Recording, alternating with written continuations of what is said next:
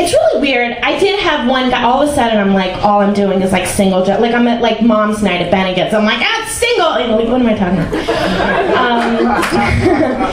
But the last guy broke up with me because he said I was too nice. Too nice? I was like, oh my God. I was so upset. I let him have it too in the thank you note I sent him for dating me. I was like, stop. I feel like you're being there, but I'm here for you though. Just so you know. And he would always say to me, you know what, Katina, you have to be more like me, you know? I like to take life's lemons and turn them into lemonade. You should be more like that. I'm like, I'm not really that impressed. That's how you make lemonade. You know what I mean? Maybe if you took life lemons and like turned them into a diamond ring or a mansion, you know, limeade. I'd be like, whoa, how'd you do it? Anything other But you know what, ladies? I will tell you this. I do have the perfect line, if I could share, to say to a guy who's not interested. You just go up to them and you're like, oh yeah? I wish your last name was Lee and your first name was Frank, so I could be like, frankly, I'm not interested anyway. It's a real zinger. Use that a couple times in my day. Really got to him. Really stung. I feel like I lost something. Oh, my job. That's right. I lost my job. I know. It's like, it's so annoying, you know, and like, it's not that annoying. I love the time off. It's just the rent. It's annoying. And I remember I went to this women's luncheon, and it was like all like women who are like so successful and amazing. Like someone gave me their ticket, and I was there, and as a joke, I was like, "Come on, ladies, you know we just want to marry rich." No, you don't say that. They're like, you're a loser, get out of here. So I did. I do have a lot of time on my hands, though, and I love to play practical jokes because, you know, I'm a joker and I'm pretty practical. And I give people pajamas for Christmas presents. Like, here you go. Or you could use them. It's not a joke, I'm just talking.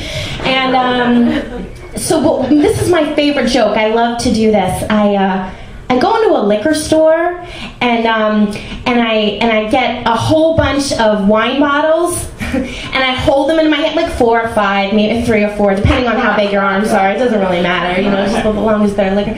And you hold them in there and everybody looks at you and you just go, and they crash on the floor and everybody looks at you and you're like, looks like someone can't hold their liquor. And then I hiccup and then I go home. So that's pretty good day. I'm gonna end this with this. I was just thinking of something though. What if I was a cricket comedian? Like, how would I know if I wasn't doing well?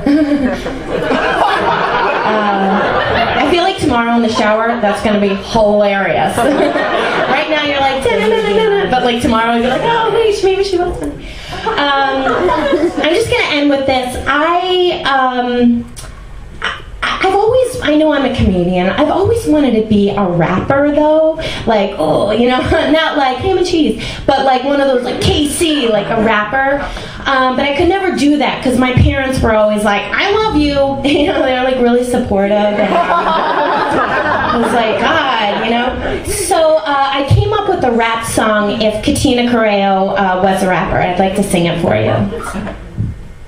Check, check. My parents send me checks. So my mom makes cookies and my dad works hard. We always had picnics in our backyard. We prayed before dinner and went to family mass. And when I got my license, they paid for my gas. Paid for my gas. Paid for my gas. Our home was cozy in the winter and cool in July. Anything I wanted, my parents would buy. What? Swatches, juicy, college and such. And then they'd say again, Katina, I love you so much. They always freaking hugged me and fed me red snapper, but because of what they did, I make the world's worst rapper. Thank you guys so much for having me. Katina Correo, everybody. Let her hear it. She'll be performing in her shower tomorrow night, so let's all go tomorrow night. It'll be great. 2-drink minimum. You guys are fantastic. You guys are a fantastic audience. Give it up for yourselves tonight. That was awesome. Did you have a good time? That was a blast, wasn't it? Keep it going tonight for all your comedians. We can't thank you so much. Jimmy Blackman, everybody. Pastor Charlie, of course. Alia Troth. Alia Wells. Joe Marshaluski, everybody. Keep it going for him. And Katina Carreo. And my name is Dwight Wells, and one last quick announcement here. Thank you. At the Amsterdam Ale House tonight. Come on, join us. So feel free to mingle. We probably got to get out of here in about 5 minutes because I know they have another show starting up. So if you want to hang out with everybody, please come to the Amsterdam Ale House after this. 340 Amsterdam Avenue, northwest corner of Amsterdam and 76th. So yeah. You guys are too kind, but yeah. So see me if you have questions or Pastor Charlie. But we'll see you at the Amsterdam Ale House. Thank you so much for coming out tonight. This is a blast. Get up safe. Thank you, everybody.